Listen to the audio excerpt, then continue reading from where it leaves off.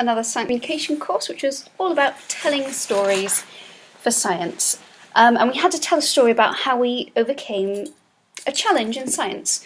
So I thought I would share the story that I told there, because I think I would like to share it properly one day, but for now, I don't know, draw curiosities and stuff, yeah, and I don't really want my first videos to be about such heavy topics.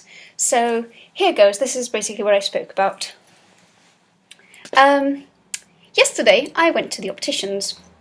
I don't know why sitting down and talking to myself means I am unable to start the talking properly. Anyway, yes.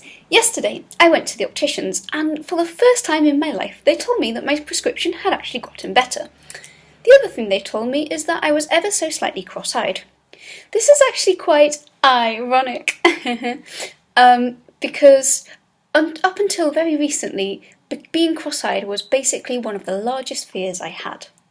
I have obsessive-compulsive disorder, which, contrary to what the media thinks, is actually something completely different to wanting to clean or liking things in a particular way. It is basically like a little monster in your brain that whispers in your ear and turns very trivial things into the scariest and the worst things in the world. And in order to relieve yourself from the anxiety of those scary things, you end up engaging in pointless ritualistic behaviours, which are known as the compulsions. So I have battled this disorder for a while, and one of the most torturous things is that in order to overcome it, you actually have to expose yourself to those fears and sit through the anxiety that it puts you through. So this involved me going from feeling queasy at the sight of the word cross-eyed, to typing it into Google, looking at images, reading all about it, to being able to talk about it here without even feeling nervous. And if I feel nervous, it's just because I'm talking to a big audience, not because I'm talking about something that used to scare me. The other sneaky thing about OCD is that it gets bored when you've overcome it, and it finds something new for you to obsess about. And so the cycle basically goes on, and one of the important things you learn when recovering from a mental illness is that recovery just isn't linear. It's never a straight line from A to B. There is always a lot of squiggles along the way. You go 3 steps forward, you go 2 steps back. Sometimes it might even feel like you're back to square one. But the important thing is that that's not necessarily the case. You are still equipped with skills that you have learnt along the way which allow you to bounce back quicker.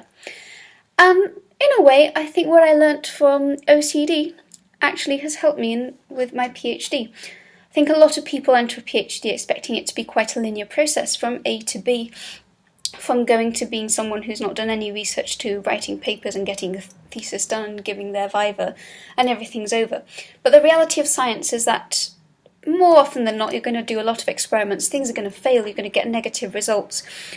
And often this leaves people feeling like they've failed and like they're perhaps imposters. There's this thing known as imposter syndrome, where you might feel like you're inadequate in the place you are, or that place you went on that PhD was perhaps a fraud, or that maybe they made a mistake when they chose you.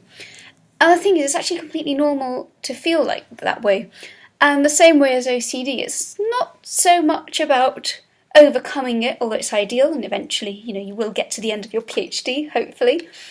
But it's also about learning to cope with failure, learning to accept when things go wrong, to know that it's not the end, that you can still pick up and carry on. So I think it's the acceptance, the learning to accept that not everything goes well in science, and that failure is a necessary part of science to go forwards.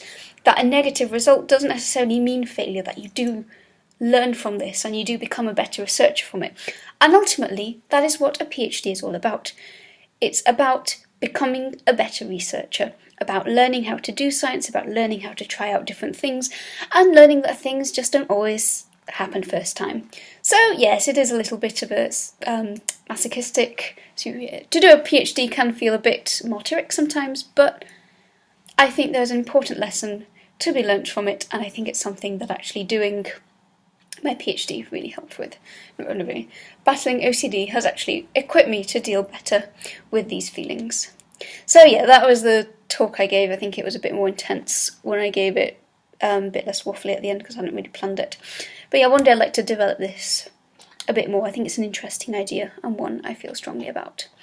The other thing is I've been bitten by all of these things. I don't know even what they are, so it's particularly bad here.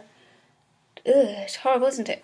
First I was worried I might have scabies or something like that, but apparently it looks completely different. But yeah, I have bites everywhere. I don't know where they're all coming from. I don't know why I'm even showing you.